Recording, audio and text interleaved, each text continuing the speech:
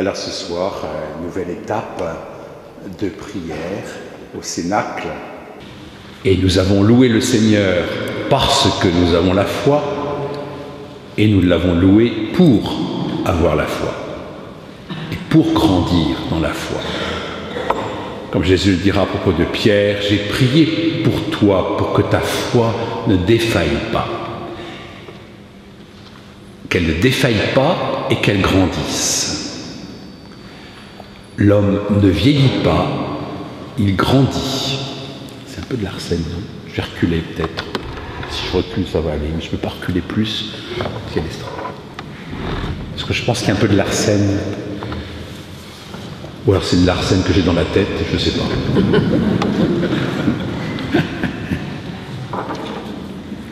Alors, juste pour commencer comme intro, je me suis dit, je vais aller regarder dans le catéchisme de l'Église catholique ce qui est dit. Alors à la fois, il y a tous les articles du credo, parce que bien sûr notre foi, c'est un contenu, le contenu de notre foi, et puis c'est l'identité même du croyant. Quand on parle de la foi, c'est aussi bien celui qui croit et en quoi il croit. Et là, voilà, il y a en fait 3 chapitres dans le catéchisme de l'Église catholique, qui est bien sûr votre livre de chevet préféré. Tant que vous ne connaissez pas tous les articles par cœur, vous pouvez continuer, qui est bien sûr pas un livre à lire comme un roman, mais qui reste quand même une référence pour nous tous. Quand ces dons sont faits, c'est pour que nous les ayons et que nous les prenions. À la fois, cette profession de foi, c'est le chapitre 1er. Le 2e chapitre, ce sera la célébration du mystère chrétien. Et le 3e, la vie dans le Christ.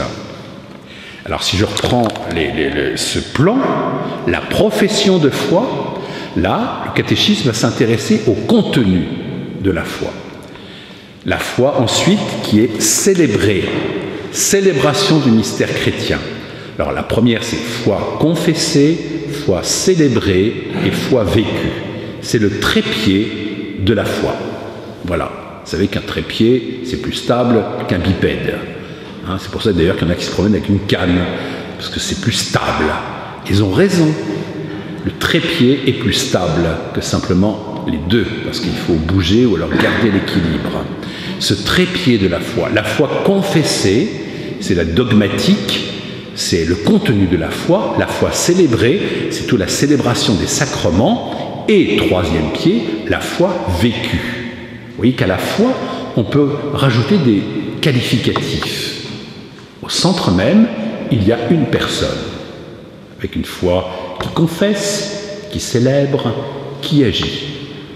Alors attention, il ne s'agira pas de choisir et d'en prendre un des 3, ou d'en prendre 2 des 3. Il faut les 3. Et si nous avons à grandir, c'est grandir dans les 3 à la fois. D'où l'importance de se former, de rentrer dans les articles de foi pour mieux comprendre notre foi, nous allons y revenir, que nous puissions célébrer à la fois le Seigneur dans notre tradition, parce que la foi, la célébration va nourrir notre foi, pour ne pas être étiolé, rétréci et rabougri, comme une vieille plante desséchée, eh bien il faut l'arroser. Grâce à Dieu, la pluie est en abondance en ce moment et les fleurs sont contentes. Et bien que notre foi également se rassasie de cette grâce qui descend du ciel en abondance. Et puis, la foi qui agit, c'est la vie dans le Christ. C'est la vie dans le Christ. Et c'est la foi donc vécue. Agir comme le Christ. Laisser le Christ vivre en moi. Et puis, donc dans une 4e partie, ce sera la prière. La prière, comme étant le fruit même de ce trépied de base à travers la foi. Alors, catéchisme de l'Église catholique, je me suis dit, on peut partir de là, parce que bien sûr, je ne vous décline pas tout ce qui est dit, car c'est l'ensemble du catéchisme. Si ce n'est que je peux reprendre quelques articles comme le 33, 34, 35, 36. Pourquoi la profession de foi commence-t-elle par « je crois en Dieu » voyez, la profession de foi. C'est-à-dire, je confesse ma foi. Pourquoi est-ce qu'on dit je crois en Dieu? Vous voyez, c'est sous forme de question. Ça, j'ai pris la formule abrégée du catéchisme de l'Église catholique. Abrégée parce que c'est un peu plus court, puis en plus il y a des images. C'est plus facile quand il y a des images. Moi, j'aime bien les images. Parce que l'affirmation « je crois en Dieu » est la plus importante. Elle est la source de toutes les autres vérités sur l'homme et sur le monde et de toute la vie de ceux qui croient en Dieu. Voilà. Et quels sont les plus importants symboles de la foi? Ce sont le symbole des apôtres, qui est l'antique symbole baptismal de l'Église de Rome, et le symbole de Nicée-Constantinople, fruit des deux premiers conciles œcuméniques, Nicée et Constantinople. Quels sont les plus anciens symboles de la foi? Ce sont les symboles baptismaux, c'est-à-dire ce que proclamaient les catéchumènes lorsqu'ils étaient plongés dans la piscine baptismale. Voilà. Car avant même de recevoir l'eau du baptême, l'onction du baptême, il y a cette profession de foi. Et avant même de fêter Pentecôte, il était important, nous-mêmes, de nous resituer dans cette foi qui est à la fois un contenu. Alors nous pourrions réciter le « Je crois en Dieu ». On va le réciter d'ailleurs, tiens, c'est bien. On ne va pas le réciter, on va le prier, d'accord? Comme disait Marthe Robin, ne récitez pas vos prières, priez-les. Et un credo, ça se prie. Ça ne se récite pas. Vous voyez ce que je veux dire? Parce que quand je dis je crois, voilà. Je crois en Dieu, le Père Tout-Puissant, Créateur du ciel et de la terre, et en Jésus-Christ, son Fils unique, notre Seigneur, qui a été conçu du Saint-Esprit, est né de la Vierge Marie, a souffert sous Ponce Pilate, a été crucifié, est mort et a été enseveli, est descendu aux enfers, le troisième jour est ressuscité des morts, est monté aux cieux, est assis à la droite de Dieu, le Père Tout-Puissant, d'où il viendra juger les vivants et les morts. Je crois en l'Esprit Saint, à la Sainte Église catholique, à la communion des saints, à la rémission des péchés, à la résurrection de la chair, à la vie éternelle. Amen. Dieu propose, l'homme librement dispose, et est capable par son acte de foi, c'est-à-dire une proclamation qui va l'entraîner à agir dans le sens du bien. Eh bien, chacun est invité à vraiment suivre ainsi celui qui nous appelle. Suivre ainsi celui qui nous appelle. Et ce qui est très important, et nous le voyons, je sors maintenant ma Bible, car la foi est une histoire d'amour. Ce n'est pas simplement des idées qui nous traversent la tête. Les chrétiens et l'Église de Jésus-Christ, ce n'est pas l'ensemble, l'association des amis de Jésus. C'est un mystère de ceux qui sont rassemblés par une foi commune. Et la foi, nous l'avons proclamée, à la fois c'est la foi de l'Église, donc la foi de l'Église de Jésus-Christ, une, il n'y a qu'une. Le Christ n'a pas plusieurs épouses, il n'en a qu'une. Et cette unité de la foi de l'Église, eh bien, il y a aussi la foi de l'Église et ma foi à moi. Et ma foi. Seuls les saints ont la foi de l'Église. Dans la mesure où la foi, c'est toujours grandir, et ceux qui sont saints sont arrivés à dire au développement même de tout ce qu'ils pouvaient donner et recevoir. Car comme le dit le catéchisme de l'Église catholique, j'y reviens encore, excusez-moi, parce que c'est une belle mine aussi, lorsqu'il est dit que l'homme est capable de Dieu. Dieu vient à la rencontre. Dieu propose, l'homme dispose. Dieu a l'initiative, afin que nous devenions croyants. Et on va bien dire que la foi est un don de Dieu. Car s'il y a un « oui, je crois en toi », Amen, Amen, je crois en toi, c'est une réponse à cette sollicitation de Dieu qui vient à notre rencontre, qui se révèle. On le voit également dans le catéchisme, cette révélation, c'est-à-dire qu'il enlève le voile. Vous savez, comme la mariée, ça se fait plus beaucoup maintenant. Vous voyez ça dans les films, ou peut-être vous-même. Rappelez-vous quand vous étiez marié et que vous avez levé le voile pour dévoiler votre beau visage à votre époux. Voilà. Qui, j'espère, ne l'a pas découvert ce jour-là. Oh non! Oh oui! La révélation, j'enlève le voile. À partir du moment où Dieu enlève le voile de qui il est, alors il y a comme une invitation et un appel à le suivre, à l'aimer. La foi est un don de Dieu qui appelle une réponse de l'homme. La foi est la réponse de l'homme à la proposition de Dieu. Proposition d'amour, histoire d'alliance entre Dieu et l'homme. Voilà le fondement même de la foi chrétienne. La foi chrétienne n'est pas de l'ordre des idées, c'est la rencontre avec quelqu'un de vivant, comme disait le pape Benoît XVI, repris par le pape François dans la joie de l'Évangile. C'est la rencontre avec Jésus vivant. Avec un Dieu vivant qui se laisse rencontrer comme une rencontre de personnes. Et de ce point de vue-là, je crois qu'on peut reprendre et donc cette croissance, le don de Dieu est permanent, la réponse de l'homme est aussi permanente, elle va soit dans le sens de l'acquiescement, soit dans le sens du refus. Car je peux dire oui et je peux dire non. Je peux avoir dit oui et redire non après.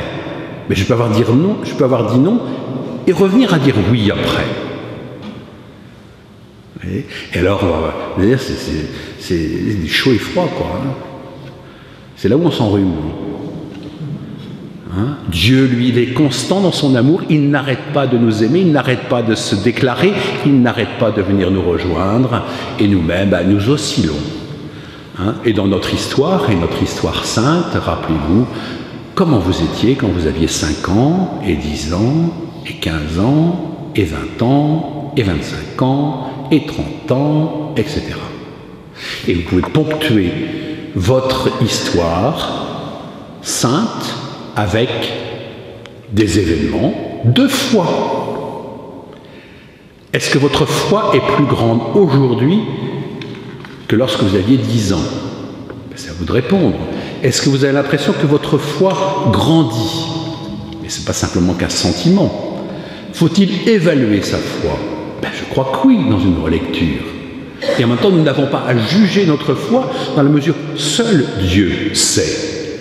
Et ce n'est pas parce que je sens Dieu, que j'ai envie, un élan amoureux de Dieu qui dit « Ah, j'ai envie de toi, Seigneur, je t'aime de tout mon cœur », certes, mais parfois, c'est la nuit de la foi, une foi profonde qui n'est pas ressentie et dont les mystiques nous parlent. Cette foi profonde, et seul Dieu peut juger de la qualité de notre foi, de cette réponse que nous lui apportons. Et alors même que nous sommes dans les ténèbres, alors même que nous avons l'impression peut-être que les choses, on est moins croyants, on ne sait pas. En même temps, il y a aussi ces moments dans notre vie où nous nous éloignons. Pourquoi? Parce que nous avons pris la carte du parti des déçus de Dieu. Comme disait un jeune, et c'est très, dans un parcours de foi, c'est important. Ce jeune qui me disait, j'ai beaucoup prié parce que ma grand-mère était malade. Et ma grand-mère était importante dans ma vie parce que mes parents sont séparés, c'est chez elle que j'allais me faire consoler, et c'était mamie gâteau, quoi. Et elle était tellement bonne. Elle avait un cancer, donc j'ai beaucoup prié. Et j'étais sûr que le Seigneur allait la guérir. et ma grand-mère est morte. Et là, patatrac. Voilà. Comme si quelque chose s'écroulait de ce monde de foi, car la foi est aussi éprouvée et confrontée au réel de la souffrance, ma souffrance, la souffrance de l'être aimé. Voilà. Le sentiment aussi d'absurdité, ça n'a pas de sens. Ça n'a pas de sens. J'étais tellement persuadé qu'il allait guérir ma grand-mère. Voilà. Et ce jeune, en fait, plusieurs années après, est revenu à Dieu en disant, mais ce qu'elle m'avait donné aussi, parce que c'est la grand-mère qui avait transmis la foi. Et il trouvait que d'abord c'était le moyen de la retrouver, et que c'était le trésor aussi de sa vie. Enfin, voilà, je passe les détails, mais c'est des beaux témoignages, et en même temps si importants. Alors, c'est pour dire aussi que le Seigneur nous met en marche. À partir de quand nous a-t-il mis en marche à sa suite? Ben, ça dépend de nos vies. Hein. Il y en a qui sont tombés dedans tout petits, hein. Ils sont tombés dans la baignoire tout petits. Parce que moi j'avais 24 heures quand on m'a baptisé. À l'époque, paraît-il, maman m'a dit que ça se faisait comme ça. Voilà. Elle était restée à la maison parce qu'elle avait couché à la maison. Et elle n'est même pas venue à mon baptême. Je lui ai dit, t'exagères quand même. Elle dit, ben, c'est ça, qu'est-ce que tu veux? Quand on veut le meilleur pour ses enfants, ben, il ne fallait pas tarder, quoi. Donc 24 heures après, clac, clac. Bon, de ce point de vue-là, voilà. Mon parcours de foi, pourrait-il, ça commence quand même par le baptême, vous êtes bien d'accord. Ceci dit, il y a mon appropriation personnelle qui fait que je suis devenu croyant. Et comme je vous disais l'autre jour, nous ne sommes pas chrétiens, nous le devenons. Eh bien, nous ne sommes pas croyants, nous le devenons. L'homme ne vieillit pas, il grandit. J'aime bien cette phrase parce que je trouve qu'elle est... Voilà. Et que nous avons tous à grandir dans la foi. Et ce n'est pas parce que voilà, tes articulations ne te portent plus et que tu as le souffle court que tu n'as pas à grandir dans la foi. Et que tu peux même utiliser ta canne comme un symbole de ce trépied dans la foi où il faut que tu agisses pour devenir davantage croyant. Enfin, vous voyez, il faut grandir dans la foi. Alors j'avais envie de prendre... pour parler un petit peu justement de la foi, de ce parcours et du parcours de Pierre. Voilà, parcours de Pierre, parce qu'il me paraît symbolique de justement cette croissance. Et lorsque nous prenons en Luc au chapitre 5 l'appel de Pierre, nous le voyons, lui qui n'avait rien demandé à personne, voit arriver un jour une foule avec un homme qui est là. Lui, il a péché toute la nuit sans rien prendre. Et voici que cet homme s'intéresse à lui, au point où il lui demande de monter dans sa barque. Quelque chose de simple et qu'il sait faire, car Dieu se met à notre portée. Il se met à notre portée.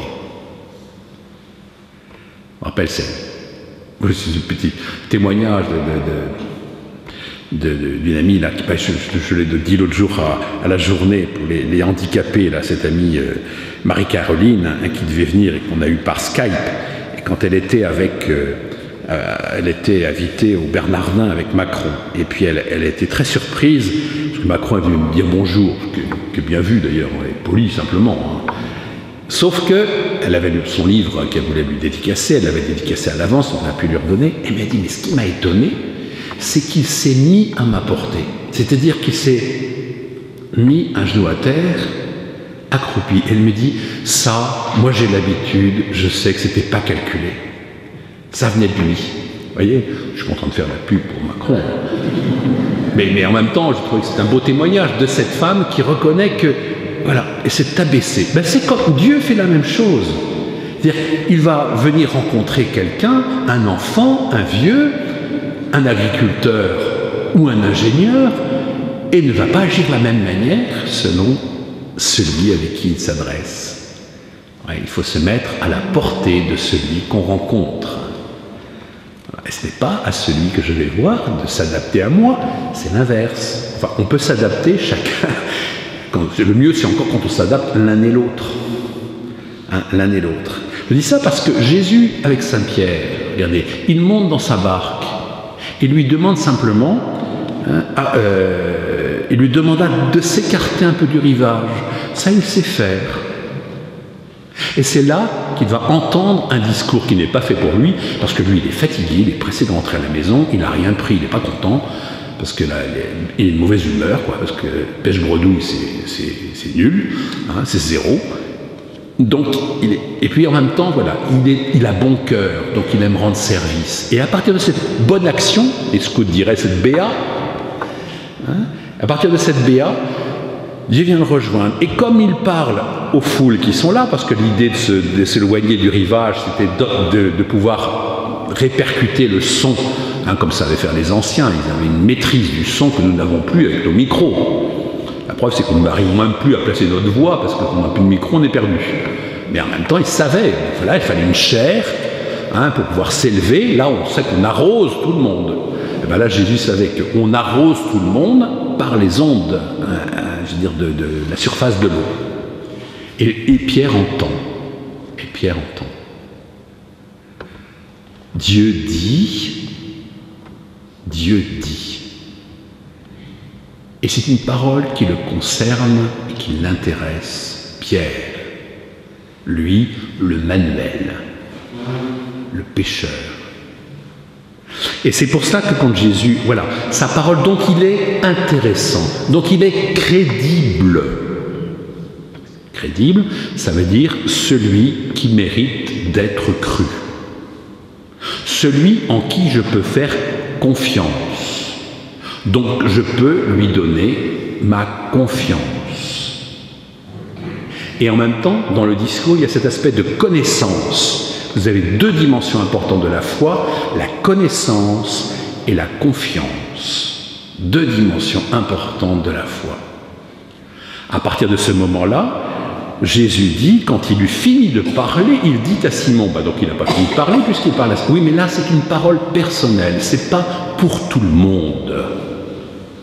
Et ce n'est pas en faisant un discours à toute la foule, la foi c'est une invitation personnelle. Voilà. La foi c'est une invitation personnelle. Il n'y a que moi qui entends certaines choses. Et chacun peut le dire. Vous voyez ? Et cet appel va, avance au large et jetez vos filets pour la pêche. On retrouve ces deux dimensions. Avance au large. Est-ce qu'on peut dire au large, justement, ce chemin, qu'il y a un chemin qui s'inaugure ce jour-là. Un chemin au large. C'est-à-dire que la foi nous ouvre des horizons. Nous ne sommes pas à clapoter dans notre petit port, dans notre flaque. Côté de Tressin, il y avait un Jugon-les-Lacs, qu'on appelait Jugon-les-Flaques. Parce que les lacs, ils n'étaient pas très importants. Donc c'était Jugon-les-Flaques. Mais normalement, c'est Jugon-les-Lacs. Voilà. Et que, voilà, là, c'est autre chose que la mer avance au large, va plus loin. Mais toi seul peux le faire. Certes, la foi est un don de Dieu, mais Dieu ne pourra rien faire sans toi. Et à partir de ce moment-là, bon, je repasse le texte, il y a la pêche miraculeuse, qui va montrer que ce que Dieu dit est crédible, il fait ce qu'il dit. Il fait ce qu'il dit. Et à partir de ce moment-là, va s'inaugurer véritablement un parcours de foi. Alors bien sûr, là je fais juste un petit rappel, dans l'Ancien Testament, car le père des croyants, c'est qui? C'est Abraham. Abraham, Dieu vient le chercher et lui dit, va, quitte ton pays et va vers le pays que je te montrerai. D'une certaine manière, c'est comme ce qu'il dit à Saint-Pierre. Il dit la même chose à tout le monde. Quand il nous fait commencer un parcours de foi, c'est « Va, je t'accompagne vers le pays que je te montrerai. Tu feras ce que je te dirai. » Jésus dira à Pierre « Je ferai de toi un pêcheur d'hommes. » Vous voyez. Appel, envoi. Chouraki traduit cet appel d'Abraham en disant « Va, quitte ton pays et va vers toi. » Curieux, non? Va vers toi. Eh bien, je crois que c'est fondamental C'est-à-dire, va vers le pays que je te montrerai, parce que qu'en me suivant, tu deviendras toi-même. Va vers toi. C'est-à-dire, va vers le profond de ton cœur. Va dans ce mystère d'alliance qui te fait, voilà, marcher avec confiance. La réponse de Pierre, eh bien, ne se fait pas attendre. Alors ils ramenèrent les barques au rivage et laissant tout, ils le suivirent. C'est au pluriel, parce qu'il n'est pas tout seul. Parce que certes, la foi est une invitation personnelle, mais elle met toujours en lien avec la communauté. C'est pour ça que Jésus a dit à Pierre, avance au large et jetez vos filets. Un singulier, un pluriel. Avance, rejoins la communauté, alors tu deviendras. Tu ne te perdras pas dans la communauté, mais tu deviendras toi-même à partir du moment où tu seras en lien avec tes frères. Un jour, il y a une dame qui était venue me voir qui m'avait dit, mon Dieu, mon père, je ne pêche plus. Ah oui, ben ça c'est intéressant, comment vous faites? Ben écoutez, je suis dans une paroisse et j'avais des engagements, je m'occupais des fleurs, etc. Mais c'était tellement compliqué les liens avec la communauté, entre, voilà, Madame Machin, moi je m'occupais des fleurs, des fleurs de l'hôtel de Sainte-Thérèse. Un jour j'ai retrouvé le vase de Sainte-Thérèse devant l'hôtel de Saint-Joseph. Non mais c'est pas possible, écoutez. Voilà, alors j'ai décidé que désormais, pour éviter d'être en colère ou d'être mauvaise avec les autres, eh bien je ne sors plus de chez moi. Je ne pêche plus. Oui, enfin bon, il faut lui expliquer quand même que, voilà, on pourrait le mettre sous cloche tout de suite, c'est vrai. Mais qu'en même temps, l'homme est fait pour prendre le risque de la relation, le risque de la vie communautaire. Souvent on a tendance en se disant, bon, il m'énerve, moi ce sera chez moi tout seul, et comme ça je serai tranquille. Et puis je prierai le bon Dieu. Oui, sauf que le bon Dieu va me dire, allez, dehors, va à la rencontre de tes frères. Ils le suivirent, vous voyez, ils le suivirent. Dimension à la fois personnelle et dimension communautaire. Et c'est là où il y a la foi. Vous voyez, dans le parcours de Pierre, il est exemplaire. Je suis obligé d'aller un petit peu vite parce que je n'ai pas une heure. Mais quand même, j'ai encore un petit peu de temps. Oui, mais enfin quand même, je ne vais pas être trop long parce que ça mériterait d'être développé. Je ne le fais pas. Mais je veux dire, simplement, c'est une foi qui va grandir et qui va être éprouvée également. Il est capable du meilleur et du pire. En tout cas, c'est à partir du moment où il commence à suivre Jésus que commence son parcours de foi. La foi est un chemin. C'est pour ça que je vous parle du chemin de Pierre. Et que sur notre chemin, il ne faut pas s'arrêter. Comme la petite dame dont je vous parlais tout à l'heure. Elle est comme sur une aire d'autoroute en disant « je n'avance plus, mais je suis heureuse ». Pas longtemps. C'est un chemin, donc il faut avancer. Avance au large. S'arrêter, c'est mourir. Dans le désert, quand on marche, si on s'arrête, on grille. Vous voyez? Une avancée, donc ne pas s'arrêter. Ne pas s'arrêter. Pierre qui est capable du meilleur. Quand effectivement à Césarée de Philippe, à la question que Jésus a posée, au dire des gens, qui suis-je?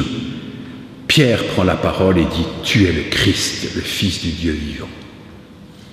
Extraordinaire. Ça, c'est une confession de foi, pour reconnaître. On pourrait dire, là, c'est vraiment le signe. Bon, d'accord, il a dit ça, mais enfin, il a déjà vu des miracles, il a la multiplication des pains, je veux dire, tout ça, la pêche miraculeuse, donc il a des bonnes raisons de croire. D'accord? Ben oui, il faut quand même des raisons de croire, autrement on ne croit pas. Et cette conviction profonde lui fait avoir cette belle confession de foi. Sauf qu'il est capable du meilleur et du pire, puisque quelques versets ensuite, Pierre prend à part Jésus et se mit à le faire de vifs reproches. Pourquoi? Parce qu'il parlait de son départ et qu'il fallait que l'homme, le Fils de l'homme, souffre beaucoup et qu'il soit tué. Et 3 jours après, de ressusciter. Et là, Pierre lui dit, eh ben, il n'est pas d'accord avec lui. Non, non, mais à la limite, t'inquiète pas. Ça veut dire quoi? Ben, je suis là, moi. T'inquiète pas. Et Jésus dit à Pierre, passe derrière moi, Satan, tes pensées ne sont pas celles de Dieu, mais celles des hommes. Alors en fait, il est croyant ou pas? Ben, il est croyant, mais pour le moment, Jésus, il est patient. C'est-à-dire qu'il faut que le croyant rentre dans le plan de Dieu. Et rentrer dans le plan de Dieu, ce n'est pas simplement à vue humaine. Hier, nous avions dans les textes, être dans le monde sans être du monde. Mais on peut être dans le monde et avoir l'esprit du monde, se dire croyant, et en fait, on ne l'est pas. Parce qu'on peut vivre, comme dit saint Paul, en ennemi de la croix du Christ. Lorsqu'on voudrait la mettre de côté, de penser que nous ne voulons pas vivre cette croix-là, ce refus de ce plan de Dieu et ce plan mystérieux. Tes pensées ne sont pas celles de Dieu, mais celles des hommes. Alors, il y a à la fois, vous voyez, ce qui est capable de le meilleur et le pire, et il n'empêche que, voilà, Matthieu 16, 17, Jésus continue à lui faire confiance, même s'il est pécheur. Voilà. Et Matthieu 16, 18,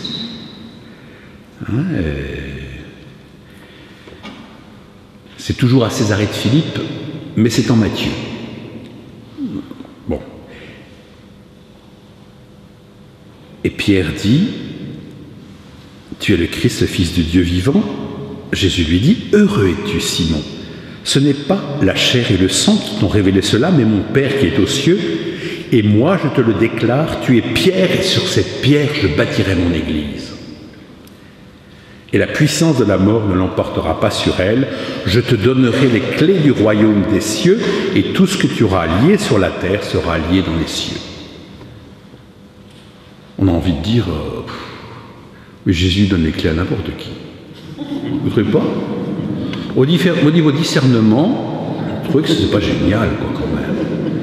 Bah attendez, vous avez vu Pierre? Enfin, c'est-à-dire, il est pécheur, il ne connaît rien, il est capable de dire, de ne pas rentrer dans le plan de Dieu, lui fait des reproches, enfin bref, gentil, mais bon. Et en même temps, dans ce que je viens de vous lire, vous l'avez remarqué, c'est « Heureux es-tu, Simon, fils de Jonas ».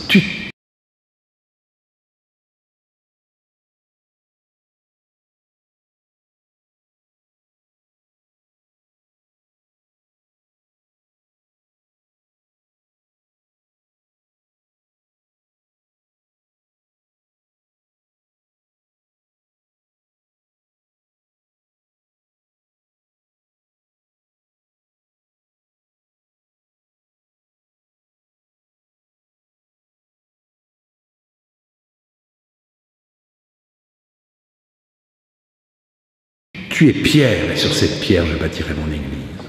Le changement de nom. Le changement de nom. Comme Abraham a changé de nom. Ce n'est plus Abram, mais Abraham. Abraham. Vous voyez? Abraham. Et c'est le sens d'une identité nouvelle. Qu'à la fois me fait devenir quelqu'un d'autre. Je crois que c'est vraiment le sens, vous voyez, quand on reçoit un nom au baptême, ben mon nom de baptême, je le garde. Alors parfois, dans certaines communautés religieuses, on change de prénom.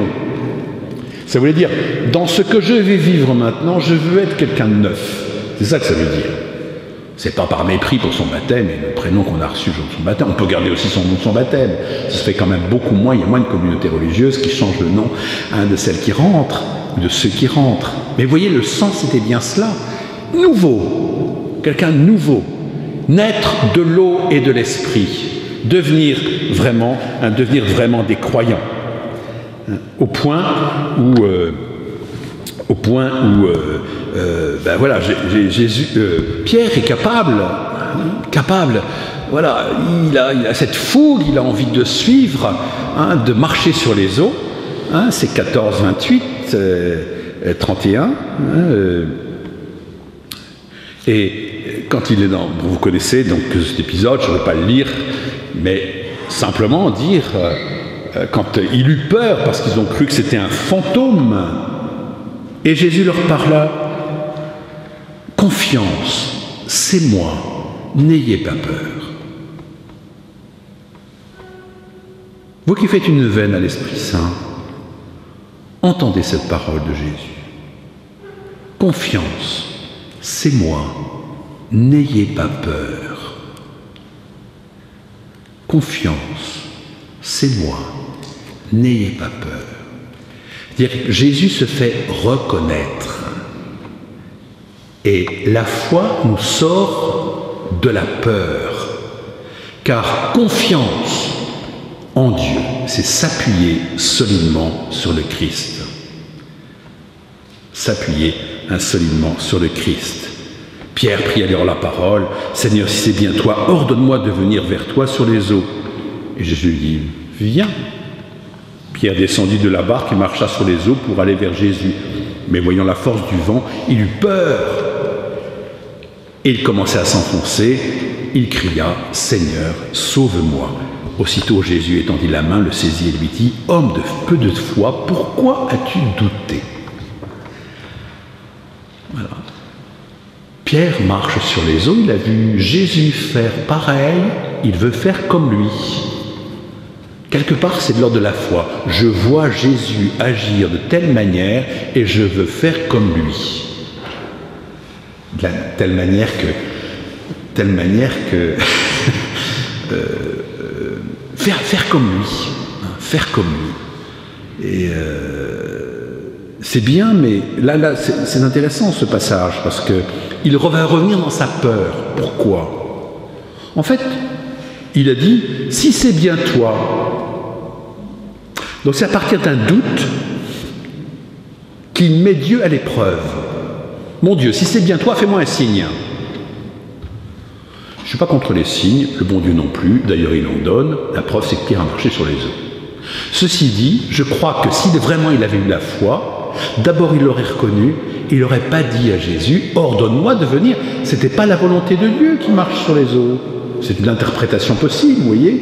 Bien sûr, on dira, il a manqué de foi, il s'est regardé les pieds, au lieu de regarder Jésus, moralité, il s'est enfoncé et il commençait à couler. Oui. Mais en même temps, quelque part, il était dans la barque avec les autres, dans l'église. La barque de l'église, encore une histoire de barque. Et cette barque-là, il ne fallait pas la quitter. Il fallait rester. La foi, c'était justement de rester avec et ne pas mettre Dieu à l'épreuve. Ne pas mettre Dieu à l'épreuve. Tu ne mettras pas ton Dieu à l'épreuve.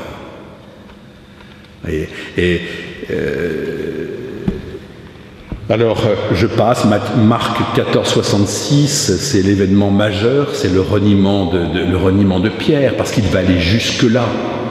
C'est le reniement de Pierre. Hein, non, je ne connais pas cet homme. Alors, il n'était pas un menteur, parce que, dans le sens où je ne connais pas ce Jésus-là qui meurt de cette manière-là. Je ne connais pas ce Jésus défiguré.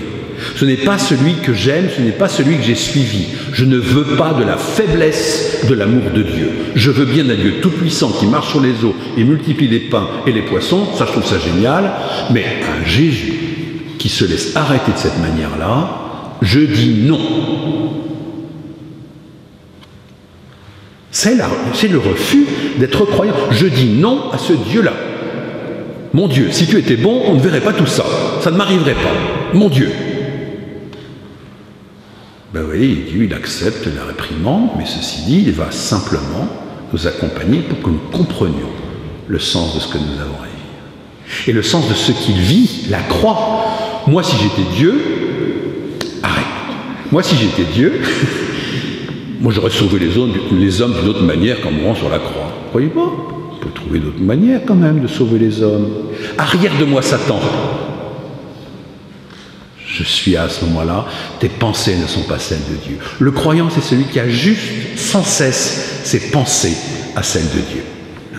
Et Jean 21, notre pêche miraculeuse, pour moi, c'est vraiment, et c'est là où je voulais en venir, ce sera ma conclusion, malheureusement, je ne développe pas, mais puisque ça continue pendant 9 jours, tout va bien. à savoir la seconde conversion. Certes, il était croyant jusque-là. Certes, il était croyant jusque-là. Mais c'est à partir du moment où il le voit ressusciter, et à partir du moment où Jésus lui dit « Est-ce que tu m'aimes, Pierre ?» montrant que la foi n'est pas simplement une question de raison, de connaissance, c'est une affaire de cœur. Foi et raison sont les deux ailes qui permettent à l'homme de s'envoler vers la splendeur de la vérité, dit Jean-Paul II dans Fides et Ratio. La foi et la raison. Eh bien, la foi est bien sûr une connaissance, car la foi est intelligente. La foi nous avons besoin de croire, de comprendre pour croire. Comprendre pour croire et croire pour comprendre. Les deux, ça c'est ce jeu médiéval de cette credo ut intellegam, et je comprends pour ut credam, pour croire.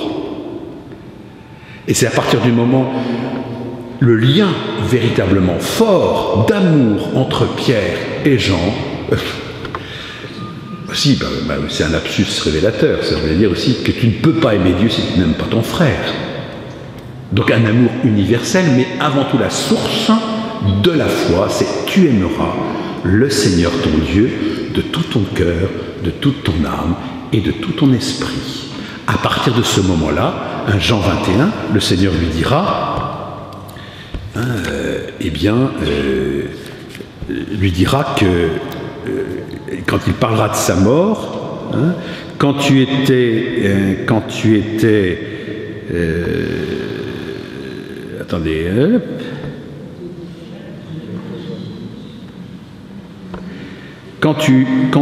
jeune, tu mettais ta ceinture toi-même pour aller là où tu voulais. Quand tu seras vieux, tu étendras les mains et c'est un autre qui te mettra ta ceinture pour t'emmener là où tu ne voudrais pas aller. Je pense que là, c'est la sagesse de la foi. Et c'est cette grande liberté des saints. Et c'est le témoignage des martyrs. Ils sont libres car ils aiment. Ils sont déjà dans l'éternité alors qu'ils sont vraiment à vivre dans le creuset de la foi. Et cette grande liberté que le Seigneur veut nous inviter à vivre, seconde conversion, c'est le mot de la fin, ça veut dire seconde. On pourrait dire, attendez, c'est pourquoi la seconde? Ça peut être la 3e, la 10e ou la 20e conversion, non? On n'a jamais fini de se convertir, oui, mais il y a une conversion qui est vraiment la conversion du cœur. J'étais croyant jusque-là, et c'est ce qu'on essaye de vivre dans une effusion de l'Esprit Saint. J'ai envie de t'aimer, Seigneur, et de t'aimer comme tu le veux, et non pas comme je le crois ou comme je le sens. Et j'accepte d'aller là où tu m'enverras, et non pas là où j'ai envie d'aller. Comme tu voudras. C'est l'acte d'abandon de tous les saints. Charles de Foucault, puisque très connu, Père, je m'abandonne à toi, fais de moi ce qui te plaira. Quoi que tu fasses de moi, mon Dieu, je te remercie, je suis prêt à tout. Le saint, et le saint, c'est le croyant qui a été jusqu'au bout de sa foi. Et quand le pape, c'est là où on aurait pu prendre un petit peu, ce qu'il nous dit à propos de la sainteté, se rapporte très très bien au niveau de la foi également. Devenir croyant. Eh bien Seigneur, donne-nous de devenir croyants pour mieux, et de mieux accueillir l'Esprit Saint. Et nous voulons accueillir l'Esprit pour devenir croyants. Et nous préparons effectivement à recevoir l'Esprit pour faire tout ce que tu veux. Non pas ce que je veux, mais ce que tu veux.